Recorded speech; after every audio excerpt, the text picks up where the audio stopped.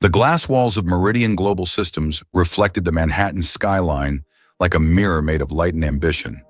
At its center stood Nathan Carter, a man who had built an empire from sleepless nights, ruthless precision, and an unshakable belief that he could never lose. But that night, everything he believed in shattered. It started with a single red alert blinking on his monitor, then another, and another. Within seconds, every screen in his office filled with cascading errors, data breaches, deleted accounts, financial losses. The system was collapsing from the inside. The empire he'd spent 15 years constructing was disintegrating in real time. Nathan slammed his fist on the mahogany desk, breath quickening. No, this can't be happening. The merger he was supposed to sign at dawn, worth $12 billion, was slipping through his fingers. Every minute cost him millions. Outside the floor-to-ceiling windows, New York glowed, indifferent to his despair. The city never stopped. It simply watched men like him rise and fall. He dismissed the team hours ago, unable to face their frightened eyes. He wanted silence. But then he heard footsteps in the hallway, soft, steady, and followed by the faint squeak of wheels. He looked up and froze. A woman in a blue janitorial uniform was pushing a cleaning cart down the corridor. She stopped at his office door, startled to find him still there. Her light brown hair was tied back neatly. Her eyes, clear, piercing gray, met his with quiet curiosity. Nathan forced a bitter laugh. "Don't worry, you're not interrupting. Just watching 15 years of my life burn." She hesitated, then knocked gently on the glass. "Are you okay, sir?" Her voice carried a soft accent. "Spanish, maybe." "Define okay," Nathan muttered. "My company just died in front of me." Her gaze flicked to the monitors. "That's a cyber attack," she said calmly. He turned toward her, stunned. "Excuse me."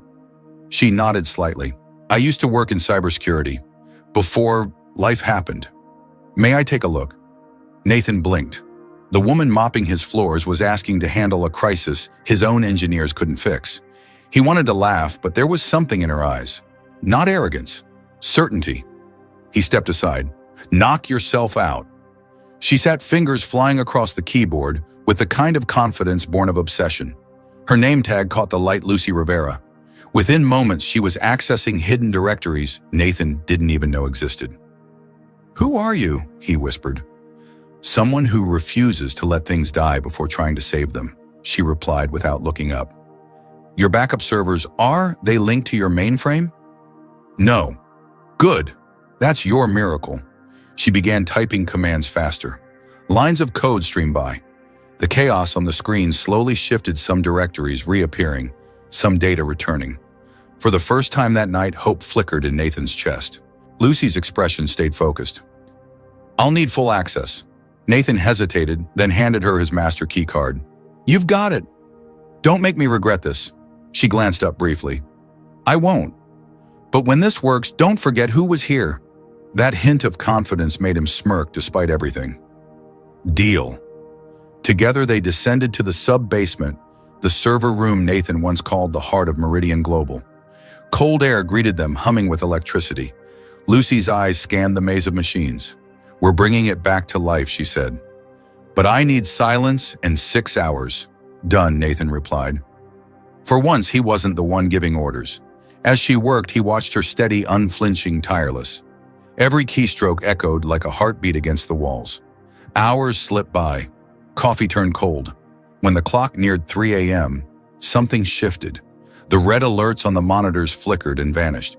Directories restored. Systems rebooting. "Wait," Nathan breathed. "Is this real?" Lucy smiled faintly. "Your empire's breathing again, Mr. Carter. Just needed a little CPR." Nathan let out a shaky laugh, half disbelief, half relief. "How do I even thank you, don't?" she said. "Just fix what's broken outside the system, too." When dawn spilled through the vents, the network flashed a single message: "System restored successfully." Nathan stared at it silent. Lucy leaned back, exhaustion and pride mingling in her eyes. "Congratulations," she said softly. "You're alive again." He turned to her. "No, we are." As the first employees arrived that morning, they found their CEO sitting beside a woman in a janitor's uniform, both sipping coffee like old friends amid glowing screens. They didn't know that she had just saved the entire company or that she'd just changed the course of his life forever.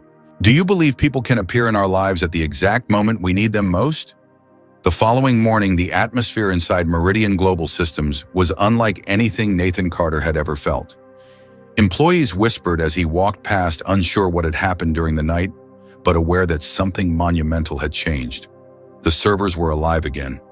The data restored, the company saved, and it all came down to a woman who'd once been invisible to everyone there. Lucy Rivera. Nathan gathered his senior staff in the boardroom, sunlight filtering through the glass walls as he spoke. "I want to introduce someone," he said, his voice steady, but carrying a weight that made everyone listen. "This is Lucy Rivera. Without her, none of this would exist right now." The team stared in stunned silence. The new head of cybersecurity was wearing the same blue uniform from last night. Her eyes lowered, her hands clasped together. Ryan Campbell, the company's chief technology officer, crossed his arms. "You're saying the janitor fixed what an entire department couldn't?" Nathan met his gaze without blinking. "That's exactly what I'm saying. Starting today, Lucy will lead a new cybersecurity division. She answers directly to me." The murmurs around the room grew. Ryan's jaw tightened, but he didn't argue, not in front of everyone. After the meeting, he caught up with Nathan in the hallway. "This is a mistake," he said sharply. "You're trusting someone you barely know." Nathan turned slowly. "I know what I saw, and I know results when I see them. She's earned this." He walked away before Ryan could respond. That afternoon, Lucy returned to the building, not as a cleaner, but as an engineer. Her new badge gleamed as the elevator doors closed behind her. The same people who used to ignore her now stepped aside when she passed. But despite her calm expression, she felt a quiet pressure settle over her shoulders. Everyone was watching, waiting for her to fail. Nathan met her at the top floor, smiling. "Ready for round two?" She nodded. "Always." He led her through the glass corridors to a smaller room adjacent to his office, her new workspace. "Everything you need is here," he said. "And Lucy, thank you again." Her eyes softened. "You don't need to thank me. Just don't lose faith when things get hard." He smiled faintly. "I've already learned that from you." Days turned into weeks. Lucy rebuilt Meridian's digital infrastructure from the ground up. She implemented new protocols, encrypted systems, and trained a small, loyal team. The company's recovery became headline news. Investors returned. Clients praised their resilience. Yet beneath the success, something felt wrong. Strange activity began appearing in the logs, unexplained pings, encrypted transmissions to external servers. Someone was still inside. One evening, long after the offices had emptied, Lucy stayed behind reviewing old access data. Nathan stopped by, still in his suit, carrying 2 cups of coffee. "I figured you'd still be here," he said. She accepted the cup gratefully. "Something's off," she murmured, pointing at the screen. "These signatures match the ones from the attack. But they're coming from inside our network now." Nathan's expression hardened. "You mean someone in the company is behind it?" "I can't prove it yet," she said. "But whoever it is, they know this system too well." The next day, she discreetly began tracing the intrusions. Every lead vanished behind proxy routes and falsified credentials. But one pattern stood out: a device that logged in late at night under administrative clearance. When she cross-referenced the timestamps, one name surfaced again and again: Ryan Campbell. Her pulse quickened. She'd suspected his hostility ran deeper than jealousy, but this was proof. That night, Lucy walked into Nathan's office holding a flash drive. "We need to talk," she said. He could tell from her tone this wasn't about code. She plugged the drive into his computer, and the logs filled the screen. "These are from our internal servers," she said. Ryan used his credentials to access restricted data during the night of the breach. He rerouted permissions and deleted records afterward. He was the entry point. Nathan stared at the evidence in silence. "Are you absolutely sure?" "Yes, I double-checked the metadata." He tried to hide it, but not well enough. Nathan rose, slowly pacing the room. "If this leaks, we'll lose investors again. The board will panic. The press will eat us alive." "Then we don't leak it yet," Lucy said. "We let him think he's still safe. Give me time to trace who he's working for." Nathan stopped and looked at her, admiration mingled with concern. "That's dangerous." She smiled faintly. "So was trusting me the first night." "But you did."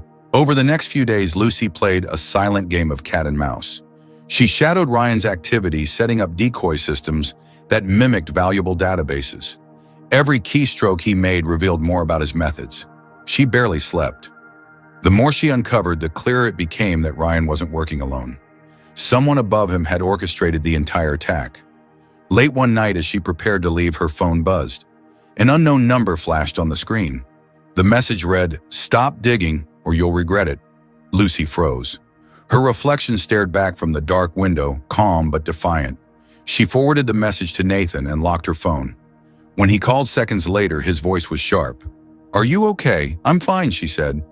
"But this proves we're close." He exhaled slowly. "Then we stay ahead of them." The next morning, Lucy arrived early. In the parking garage, she noticed something strange, a small black device under her car bumper. She crouched down. A GPS tracker. Her chest tightened.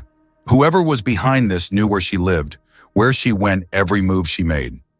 She brought it straight to Nathan's office. He stared at it, horrified. "We need to call the police." "Not yet," she said firmly. "If we alert them, the people behind this will vanish. Let's make them think I'm still unaware." "You're turning this into a trap," he realized. She nodded. "Exactly."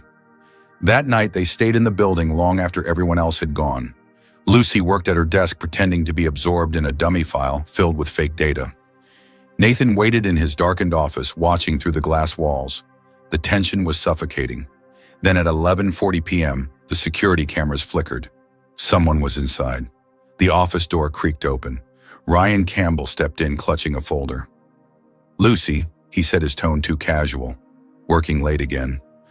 "Always," she replied, not turning around. "And you just retrieving something I left behind." He approached the desk slowly, his reflection hovering behind her on the screen. "You've made quite a name for yourself, haven't you?" The CEO's new favorite. "I'm just doing my job," she said calmly. "Funny," he said. "Your job seems to involve digging into mine." He reached for her computer mouse. "Don't touch that," she warned quietly. At that moment, the light snapped on. Nathan stepped out of the shadows. "It's over, Ryan." Ryan froze, eyes darting between them. "You think you know what's going on? You have no idea. Meridian sold its soul years ago to people who don't care what burns as long as they profit." "You mean neuroline systems," Lucy said, watching his face. His silence confirmed everything. "They paid you to destroy us." Ryan laughed bitterly. "Destroy, no. Expose. You're both pawns. You'll see soon enough." He shoved the folder into Nathan's chest and stormed out. Security gave chase, but by the time they reached the elevator, he was gone. The cameras went dark seconds later. Lucy clenched her fists. He knew how to kill the feeds. Nathan exhaled. "We'll find him. We have to." At dawn, Lucy's code traced a digital trail encrypted transfers leading to an anonymous firm in California. She looked up at Nathan. "This is bigger than Ryan. Neuroline's buying people inside our company, maybe even our investors. They want to take over from within." Nathan rubbed his temples. "So what now? We expose them," she said.